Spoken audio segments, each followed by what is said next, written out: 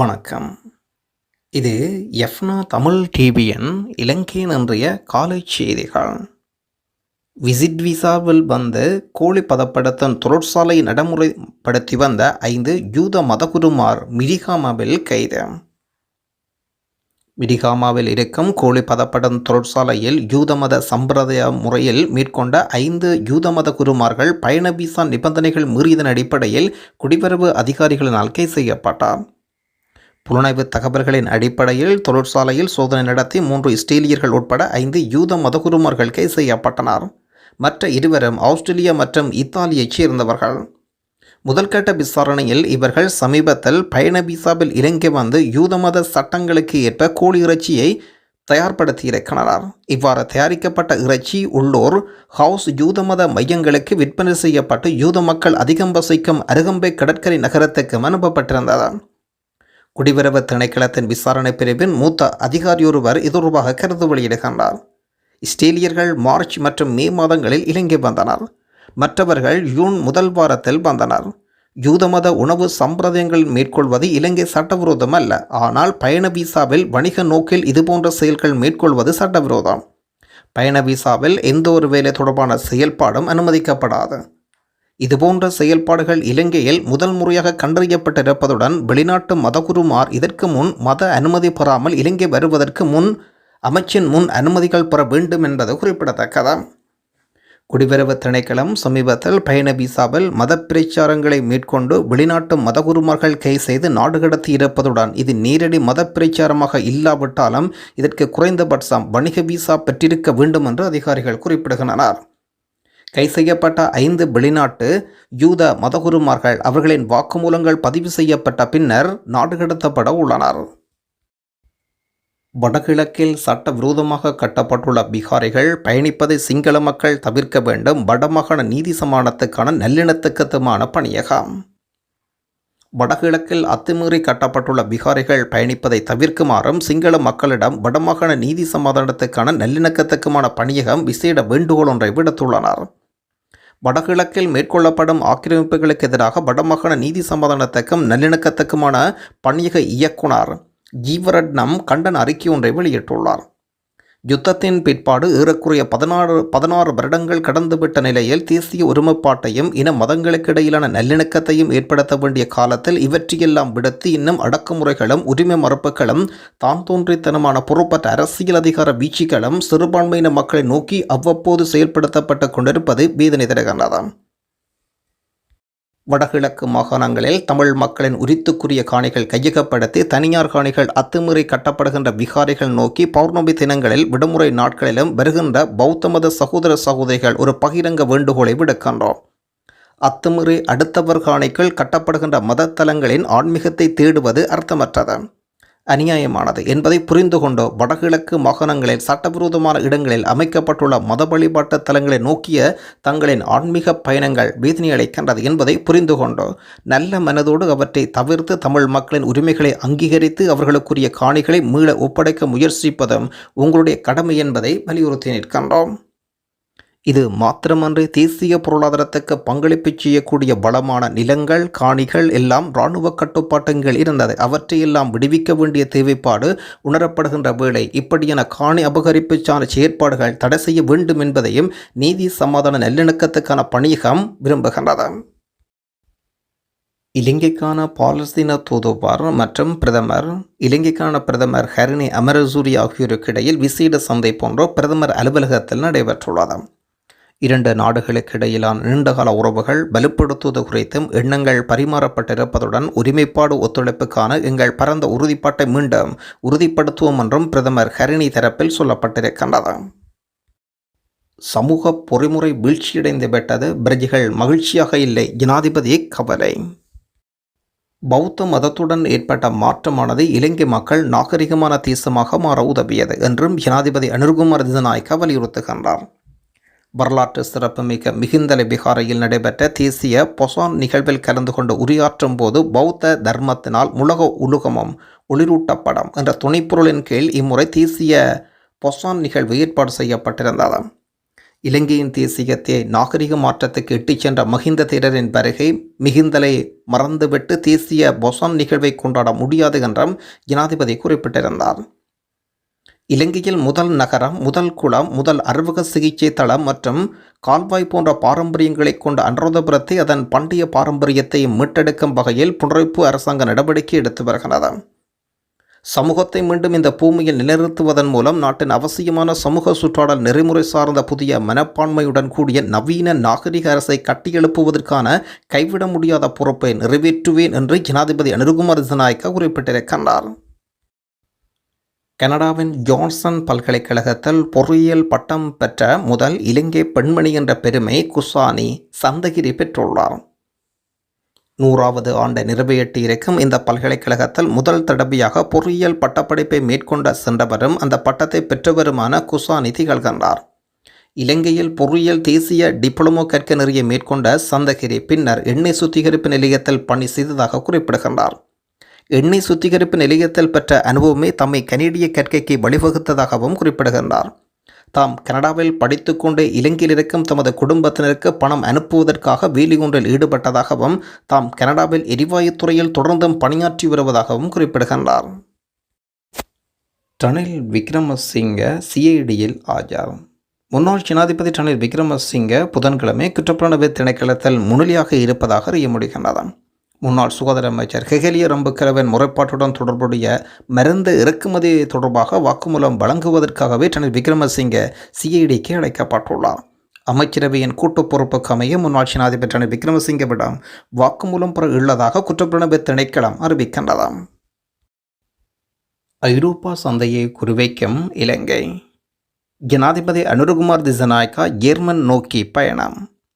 ஜெர்மனியில் விடுக்கப்பட்ட அதிகாரப்பூர்வ அழைப்பு ஏற்று ஜனாதிபதி அனுருகுமார் திசாநாயக்க ஜெர்மன் ஜனாதிபதி வர்த்தக அமைச்சு உட்பட்ட தரப்பினருடன் விசேட கலந்துரையாடலும் ஈடுபட இருக்கின்றார். 11 மற்றும் 12ஆம் திகதிகளில் இந்த சந்திப்புகள் ஏற்பாடு செய்யப்பட்டிருப்பதுடன் இலங்கை ஜெர்மன் ஆகிய நாடுகளுக்கு இடையில் இருதரப்பு ஒப்பந்தங்கள் கைச்சாத்திடப்பட இருப்பதுடன் ஜெர்மன் முதலீடுகள் இலங்கை பெறுவது சம்பந்தமாகவும் ஆடை ஏற்றுமதி பற்றிய விசேட கவனம் செலுத்தப்பட இருக்கின்றது. இலங்கையின் ஏற்றுமதிகளுக்கு அமெரிக்காவில் வரி விதிக்கப்பட்ட நிலையில் ஐரோப்பா சந்தையை இலங்கை இலக்கு வைத்துள்ளமை குறிப்பிடத்தக்கது. வெளிவிவகார அமைச்சர் விஜித கேரத் உட்பட குழுவினர் ஜெர்மன் செல்கின்றனர். மட்டக்களப்பு மாவட்டத்தின் போரதிவு பெற்ற பிரசபையின் முதல் அமர்வானது இடம்பெற்றிருக்கின்றது. போரதிவு பெற்ற பிரசபையின் தபிசாளர் பிமலநாதன் மதிமேனன் தலைமையில் இந்த சபை அமர்வு நடைபெற்றிருப்பதுடன் இன்றைய சபை அமர்வினை பிரசபையின் செயலாளர் பகீரதன் ஒழுங்கமைப்பில் இடம்பெற்றது. சபைக்கு தெரிவு செய்யப்பட்ட உறுப்பினர்கள் தவிசாளர் மீனன், உதவி தவிசாளர் தங்கராசா கஜீலன் உட்பட உறுப்பினர், பிரேசபை உறுப்பினர்கள், இலங்கை தமிழ் கட்சி மட்டக்களப்பு மாவட்ட நாடாளுமன்ற உறுப்பினர் ஸ்ரீநேசன் சாணக்கியன் அவர்களும் கலந்து கொண்டனர். பொதுமக்களுக்கும் போலீசாருக்கும் இடையில் ஏற்பட்ட மோதல் பதற்றம். போலீசார் துப்பாக்கிச்சூடு. பேருவளை மீன்பிடி துறைமுகத்துக்கு அருகில் போலீசாருக்கும் பௌத்த கொடிகளை தொங்கவிட்ட ஒரு குழுவினருக்கும் இடையில் வாக்குவாதம் ஏற்பட்டதை அடுத்து போலீசார் தாக்கப்பட்டுள்ளனர். போலீசாரை தாக்கியதாக கூறப்படும் குழுவை கட்டுப்படுத்த வானத்தை நோக்கி துப்பாக்கிச்சூடு நடத்தப்பட்டுள்ளது. இதன்போது போலீசார் மீது தாக்குதல் நடத்திய 4 பேரை போலீசார் கைது செய்தனர். பீருவிளை துறைமுகத்துக்கு அருகில் லொரியொன்றின் மீது பௌத்த கொடிகள் தொங்கவிட்ட குழுவினர் வீதியை மறைக்க வேண்டாம் என்று போலீசார் அறிவுறுத்தலை வழங்கினர். இதன் காரணமாக 2 தரப்புக்கிடையில் வாக்குவாதம் ஏற்பட்டது. வாக்குவாதம் மோதலாக மாறிய நிலையில் போலீசார் மீது தாக்குதல் நடத்தப்பட்டிருக்கிறது. இந்த குழுவை கட்டுப்படுத்த போலீசார் வானத்தை நோக்கி 2 முறை சுட்டதாகவும் அந்த பகுதியைச் சேர்ந்த ஒருவர் தெரிவிக்கின்றார். தாக்குதலுக்குள்ளான போலீஸ் அதிகாரி காயமடைந்த நிலையில் மருத்துவமனையில் அனுமதி. கைது செய்யப்பட்டுள்ள சிறைச்சாலை ஆணையாளருக்கு இன்று நீதிமன்றம் வழங்கிய உத்தரவு. குற்றப்புலனாய்வு திணைக்களத்தினால் கைது செய்யப்பட்டு பணி நீக்கம் செய்யப்பட்ட சிறைச்சாலை ஆணையாளர் நாயகம் துசாரா விளக்கமறையில் வைக்கப்பட்டுள்ளார். புதுக்கடை இலக்கம் 1 நீதிமன்றத்தில் ஆஜர்படுத்தப்பட்ட நிலையில் இந்த உத்தரவு கொடுக்கப்பட்டிருக்கிறது. முன்வைக்கப்பட்ட சமர்ப்பணங்களை பரிசீலித்த பின்னர் கொழும்பு மேலதிக நீதிமன்றம் இந்த உத்தரவை வழங்கியிருக்கிறது. சந்தேக நபரின் பிணை மனுவை நிராகரித்த நீதிமன்றம் தற்பொழுது விசாரணை நடைபெற்று வருவதனால் பிணை மனுவை பரிசீலிக்க முடியாது என்றும் உத்தரவு. ஜனாதிபதி மன்னிப்பு சர்ச்சைகள். 20க்கும் மேற்பட்டோர் சட்டவிரோதமாக விடுவிக்கப்பட்டார்களா? குற்றப்புலனாய்வுத்துறை விசாரணை. கடந்த நத்தார் பண்டிகையின் போது 20க்கும் மேற்பட்டோர் சட்டவிரோதமாக ஜனாதிபதி மன்னிப்பின் கீழ் விடுவிக்கப்பட்டார்களா என்பது குறித்து இலங்கை போலீசார் விசாரணைகளை ஆரம்பித்துள்ளனர். ஊடக அறிக்கைகளின் அடிப்படையில் நாட்டின் பல்வேறு சிறைச்சாலைகளிலிருந்து 25க்கும் அங்கீகரிக்கப்படாத நபர்கள் ஜனாதிபதி மன்னிப்பின் கீழ் விடுவிக்கப்பட்டதாக குற்றப்புலனாய்வு திணைக்கள தகவல் கிடைத்தது.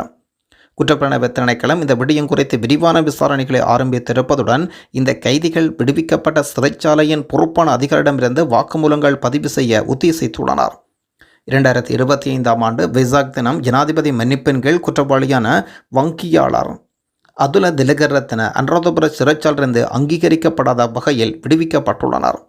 நீதியமைச்சர் கர்சன நாணயக்கார அண்மையில் திலகரத்னவின் பெயர் ஜனாதிபதியினால் மன்னிக்கப்பட்ட 388 கைதிகளின் உத்தியபூர்வ பட்டியலில் இல்லை என்பதையும் நீதிமன்ற ஆவணங்களால் ஆதரிக்கப்படவில்லை என்பதையும் உறுதிப்படுத்தினார். இந்த ஊழல் காரணமாக ஜனாதிபதி அனுரகுமார திசாநாயக்கா தலைமையிலான நடைபெற்ற அமைச்சரவை கூட்டத்தை தொடர்ந்து சிறைச்சாலை ஆணையாளர் நாயகம் உடனடியாக கட்டாய விடுப்பில் அறிவிக்கப்பட்டிருந்தார். பின்னர் அவர் கைது செய்யப்பட்டு நீதிமன்றத்தில் முன்னிலைப்படுத்தப்பட்டிருக்கிறார். பின்னர் சிறைச்சாலை ஆணையாளர் நாயகம் குற்றப்புலனாய்வு திணைக்களத்தினால் கைது செய்யப்பட்டுள்ளார். ரணில் மனோஜ் சந்திப்பு. ஐக்கிய தேசிய கட்சியின் தலைவர் ரணில் விக்ரமசிங்கவுக்கும் தமிழ் முற்போக்கு கூட்டணியின் தலைவர் இடையில் விசேட சந்திப்பு ஒன்று இடம்பெற்றிருக்கின்றது. ரணில் விக்ரமசிங்கவின் அழைப்பின் பேரில் அவரது அலுவலகத்தில் இந்த சந்திப்புகள் இடம்பெற்றிருக்கின்றது. தமிழ் முற்போக்கு கூட்டணி சார்பாக மனோ கணேசன், பிரதி தலைவர் பழனி திகாம்பரம், ராதாகிருஷ்ணன் ஆகியோர் கலந்து கொண்டனர். நுவரெலியா மாவட்ட உள்ளூராட்சி மன்றங்களில் ஆட்சி அமைப்பது தொடர்பிலும் ஒத்துழைப்பு பற்றி இதில் கலந்துரையாடல் இடம்பெற்றிருக்கின்றது. ரணில் விக்ரமசிங்க ரஷ்யா செல்ல இருப்பதனால் இந்த சந்திப்பு அவசரமாக ஏற்பாடு செய்யப்பட்டதாக கூறி கூட்டணி தரப்பு உள்ளூராட்சி மன்ற தேர்தல் தொடர்பாகவும் தவிர்த்த ஏனைய விடயங்கள் உரையாடப்பட்டனவா என்ற கேள்விகள் பதிலளிக்க மறுத்துவிட்டனர். ஏவிபியின் பொதுச் செயலாளர் டெல்வின் சில்வா சீனாவில். சீன கம்யூனிச கட்சியின் அழைப்பின் பேரில் உத்தியபூர்வ விஜயம் மேற்கொண்டிருக்கும் மக்கள் விடுதலை முன்னணியின் பொதுச் செயலாளர் டெல்வின் சில்வா சீன மாகாணமான ஆளுநர் லீயை சந்தித்துள்ளார். ஜேவிபிக்கும் சீன கம்யூனிஸ்ட் கட்சிக்கும் இடையிலான உறவுகள் வலுப்படுத்தும் தற்போதைய முயற்சிகளின் ஒரு பகுதியாக இது பார்க்கப்படுகின்றது. யாழ்ப்பாணத்தில் இன்று தங்க விலை நிலவரங்கள். இன்றைய தரவுகளின் அடிப்படையில் இலங்கையில் கடந்த 24 மணி நேரங்களில் தங்கத்தின் விலையானது இன்றும் சற்று ஏற்ற இறக்கத்துடன் காணப்படுகின்றது. கடந்த நாட்களாக தொடர்ச்சியாக அதிகரித்து வந்த தங்கத்தின் விலையானது இன்று சற்று குறைந்த நிலையில் காணப்படுகின்றது. யாழ்ப்பாணத்தில் தங்க நிலவரங்களின் அடிப்படையில் 24 கரட் தங்கப்பவுன் ஒன்றின் விலை 2,63,000 ரூபாய். 22 கரட் தங்கப்பவுன் ஒன்றின் விலை 2,41,500 ரூபாய்.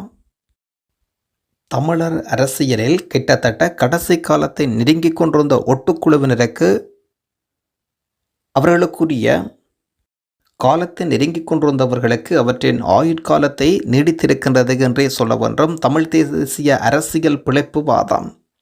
தமிழீழ விடுதலை புலிகளின் காலத்தில் கூட முடியாதிருந்த டக்ளஸின் தோல்வியை காலம் பரிசாக வழங்கியிருந்தது கடந்த தேர்தலில் மிகப்பெரிய மாற்றமாக அமைந்தது. அதேபோல் ஒவ்வொரு தேர்தலிலும் ஒவ்வொரு ஒட்டுக்குழுவினருக்கு பெரும்பாலும் வெற்றி பெற்றே வந்துள்ளனர். ஆனால் கடந்த தேர்தலில் கிட்டத்தட்ட EPRL புல்லட் கதைகள் முடிந்துவிட்டது. டெலோ குத்தியிருக்கும் கொலையுருமாக தப்பித்து கொண்டது. அதுவும் இனிவரும் காலங்களில் இல்லாமல் போகும் என்ற நம்பிக்கை ஏனைய ஒட்டுக்குழுவினருக்கு ஏற்பட்ட தோல்வி ஏற்படுத்தியிருக்கிறது. இப்படி ஒட்டுக்குழுக்கள் அற்ற ஒரு அழகான அரசியல் களத்தை பார்க்கலாம்.